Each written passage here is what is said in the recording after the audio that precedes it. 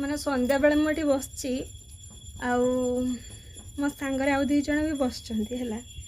ଆପଣମାନେ ତାଙ୍କୁ ଦେଖିଲେ ସେ ଆଗତରେ ହାଏ କହିଲେନି, ଦେଖି ନିଅନ୍ତୁ ଆପଣମାନେ। ଏଠି ଫିଲ୍ଟର ଯଦି ପକେଇ ହୁଅନ୍ତା ତାହେଲେ ମୁଁ ଫିଲ୍ଟର ପକେଇ ପାରନ୍ତେ। ସେ କହିଲେଣି ପୁଷ୍ପାରାଜ ହାଏ ହେଲୋ। ଆଉ ଏମାନଙ୍କ ନାଁ ମୁଁ ଆଉ କହିବିନି, ଏମାନଙ୍କ ନାଁ ଆପଣମାନେ ଜାଣିପାରୁଥିବେ। ଜଣଙ୍କ ନାଁ ଅମି ମି, ଆଉ ଜଣଙ୍କ ନାଁ ସାଇ, ଠାକୁର ସାଇ ହେଲା। ଆଉ ସାଇ ଅମି କିଏ ଆପଣମାନେ ଜାଣିପାରୁଥିବେ, ଆଉ ମୁଁ କହିପାରିବିନି ଏତେଟା ବର୍ଣ୍ଣନା କରିକି ଆପଣମାନଙ୍କୁ ହେଲା। ଏବେ ଟାଇମ୍ ହେଇଛି 6:25, ରାଇଟ୍ 6:25। ମୁଁ କିଛିଟା ମେସୋରେ ଅର୍ଡ଼ର କରିଥିଲି ମାନେ ଜିନିଷ, ମାନେ 4-5 ଦିନର ମୋର ପଳେଇ ଆସେ, ଏବେ ସପ୍ତାହେ ହେଲାଣି ଆସିନାହିଁ। ମାନେ ଗୋଟେ ଟାଇମ୍ ବିରକ୍ତି ଲାଗେ, ମାନେ ଦରକାର ପଡ଼ୁଥିବ ସେଇ ଜିନିଷଟା ସେଇ ଟାଇମ୍ରେ ଆସିବନି, ଯେତେବେଳେ ଦରକାର ନ ପଡ଼ୁଥିବ ସାଙ୍ଗେ ସାଙ୍ଗେ ଚାଲି ଆସିବ। ମାନେ ଏତେ ଇଏ ମେସୋକୁ ମୋତେ ବହୁତ ରାଗ ଲାଗେ।